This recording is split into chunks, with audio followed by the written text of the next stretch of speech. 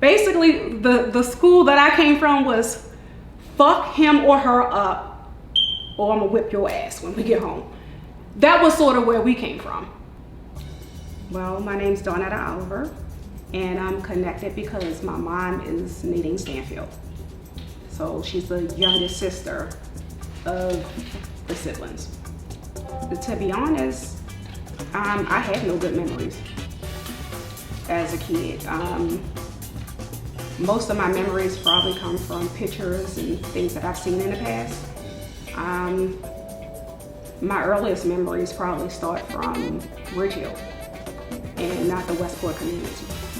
So I do remember the address or faint memories or images of being there, but most of the memories is at 1935 Ridgehill. Okay, and that was, what year was that? That was around, I want to say 84, 85, somewhere around there. I just remember being around 9 years old or so. Or no, 8. I probably was about 7, 8. Because I remember, going to elementary school and my grandmother dying, my mother and them being on drugs and all the arguing and fighting, and my uncles going to jail. So that's sort of where my memory picks up from.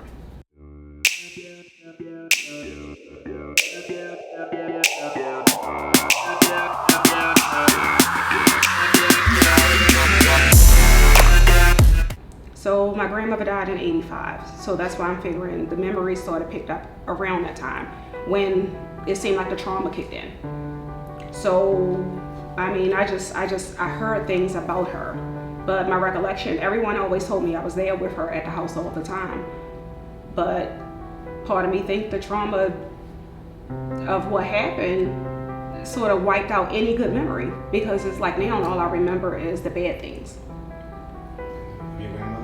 Of my grandmother, of the family, just growing up, period. So from about 8, like the earliest memory that I can remember, like with a storyline, would be her funeral. And that was more so of me crying because I couldn't get in the limo. So everyone was, I want to say dressed and about ready to go. And I remember just standing out crying because I couldn't fit in the car, and they told me I could ride in the lead car, so I felt good about that. And then from there it was just downhill. I guess I just didn't have the support of like parents or the home setting or anything like that.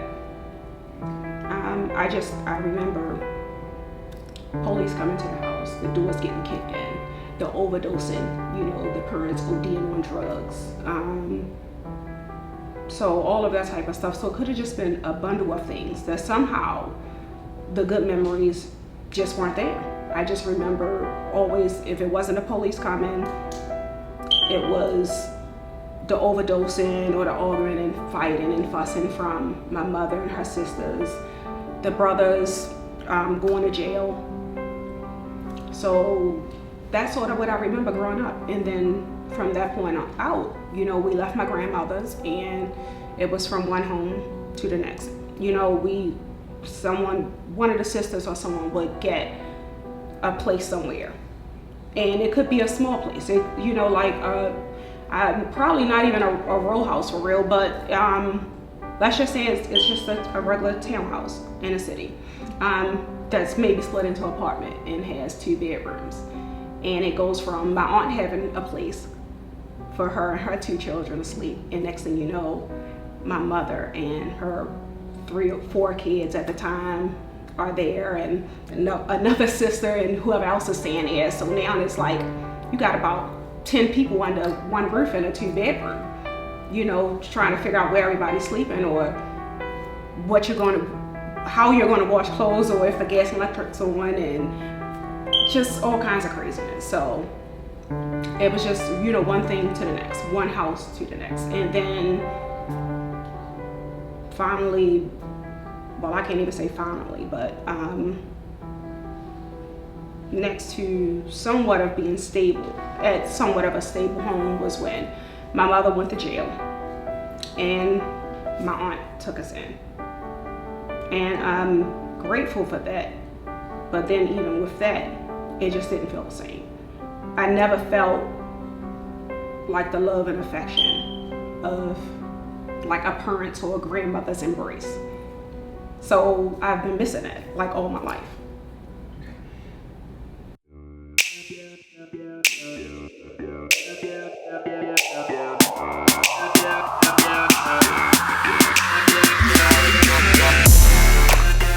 Your mom.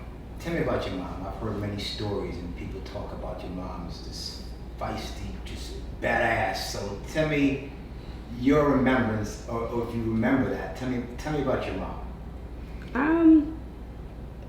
Well, I do remember like growing up and her sort of going for bad, as everyone would say, but she was one that if anything happened or anything went on, she was the one that you went to, the one that you called, or always had your back. If something happened, she was, where are they? Where they at? Let's go. You know, like ready to fight, whatever, anything that went on. But I would hear the stories of how she was so bad or had this punch or, you know, whatever. She was there. Yeah, she could fight. So did she teach you how to fight? Yeah, she would tell us like what to do, like if somebody came at you, you know, how to handle yourself or how to carry it. And like up to this day, I don't go back and forth. I don't argue with people. You know, if somebody says something, more than likely I'm the one, I hold it all in and I'm angry. But if the tears aren't flowing, I'm fighting. You know, so it was just like, you don't give someone the opportunity to get you first or do anything to you. You go after them first. Okay. So your mom went to jail several times and you experienced it. Mm-hmm. How was she with her siblings? Really close. Really close. That affected me as well because I felt like she was closer to her siblings than when she was with us. She gave us up for her siblings. Like her siblings came first. I always said, like to myself and some others, she chose her siblings in the streets and the drugs over us. Because, and what I've expressed was weakness. Everyone would tell me like she was so strong.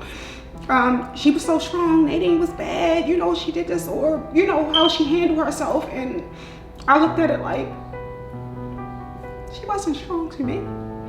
Because if she was that strong, she would have came back and got us from wherever you were. Like she chose the streets or that weakness of a drug over her children.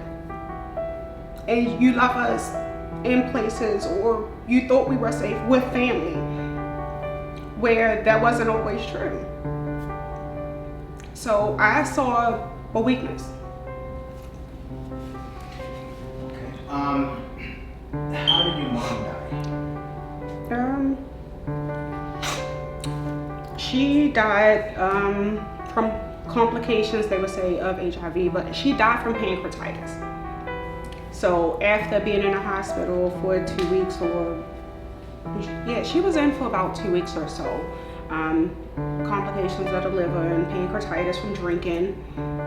And I guess it was just at the point where so her body just couldn't take anymore. You know, they tried all types of antibiotics, and after a while they just didn't work. Her funeral. You went to a funeral? How did you feel? We didn't have a traditional funeral. I basically created a funeral or a going away service or a celebration of her life myself. So we didn't have a traditional service. She always said when she went, she didn't want anyone looking over her. She thought that when she died that she would be in such a state that from HIV, you know, she would deteriorate and wouldn't have a good look. So she always told me that when I die, I don't want to have a funeral, cremate me. I don't want people looking at me. I don't want them to see me like that. So when she died, I honored her wishes as best I could. My siblings, I asked them, you know, what did they want to do? Like, did they want to see her again before she passed? They told me yes. So I went through some of the traditional ways of actually having her embalmed and put on the floor, and she looked good. She didn't die of like HIV, how some people think that you die. You know, you scribble up, get small, and you look really bad. So none of that really happened. She got sick from pancreatitis, and you know, her organs just didn't hold out. But yeah, so we went through the embalming process, and we had a viewing for immediate family only, and I did that to satisfy my siblings, you know, which was against her wishes, but I did it because I knew that she was good, and I wanted them to see her in a good, you know, that she was okay. And after that, we went through the cremation process, and we threw a celebration of life. We hired a DJ, we danced, we had a balloon release. It was nice.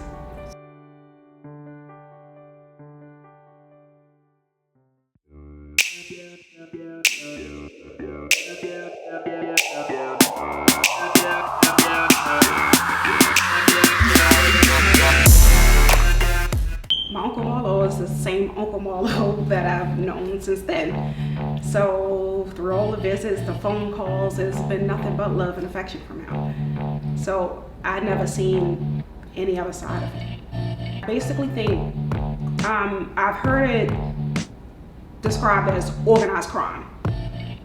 And somewhat I believe it was organized crime, because when they did commit crime, from what I've heard, it was protective measures or certain things that was done. If they killed somebody, hearsay, it was done for a reason. It was done because someone had did something, or something had called for it, from things that I've heard. It never was just, oh, somebody's walking down the street, oh, we're gonna kill them. It was maybe violations or things that was happening that caused that effect. If you ask me, the way that crime was back then, or if murders were committed in the way that they were back then, if it was more organized, you wouldn't have a bunch of people getting killed the way that they are now. Because the people who are getting killed now are being killed for no reason. The kids that are running around using and doing the things that what they're doing now was unheard of back then. So if things continue to go the way that they were going back then, the parents were more involved. You know, they took care of the kids, or, you know, the drug addiction was something different. But it could be, of course, that has, the drug addiction and all of that has an effect of, you know, on everyone.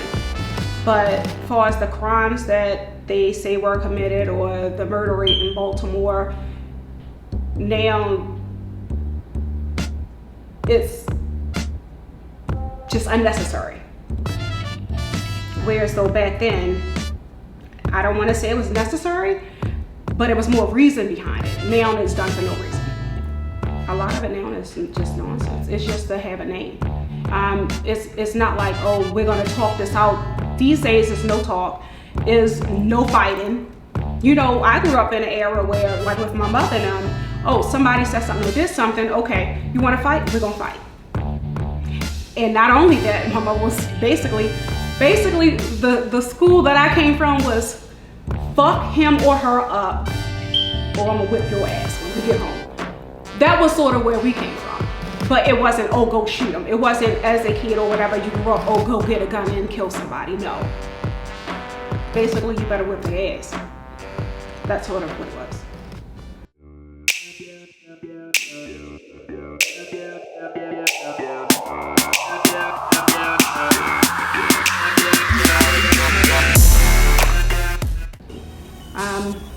Everything that I saw go on, I tried to do the opposite.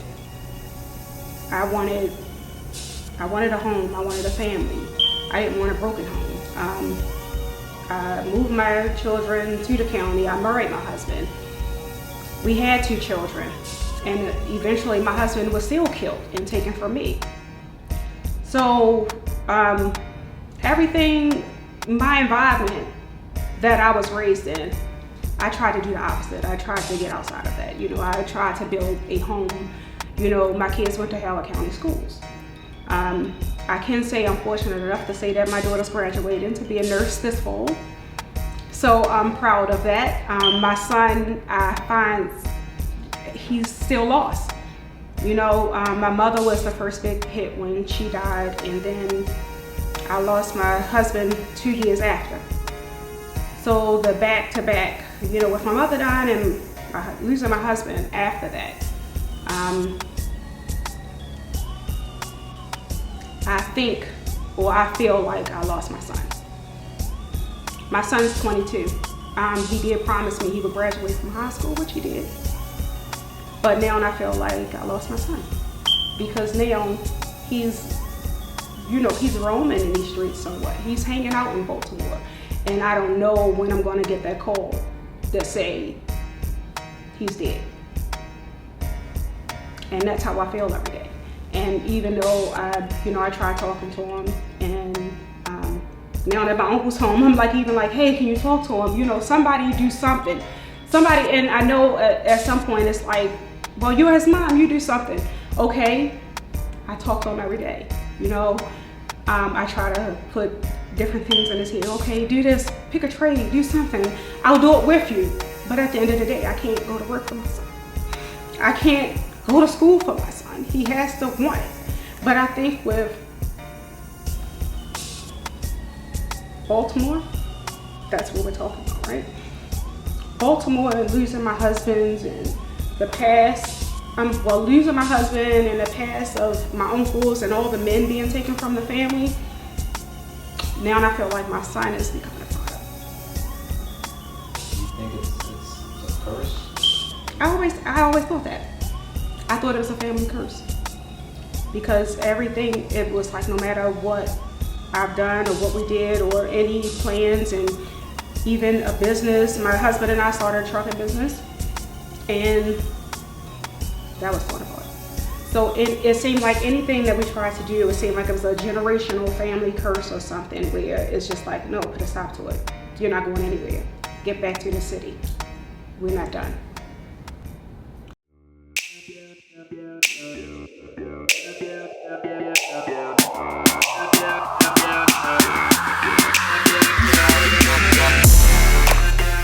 I think the streets are going to take him. I feel like the streets already has a hold of him.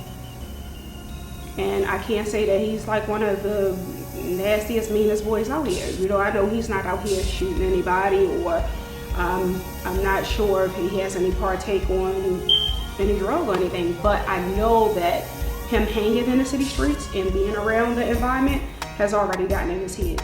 My husband was murdered in front of my house. And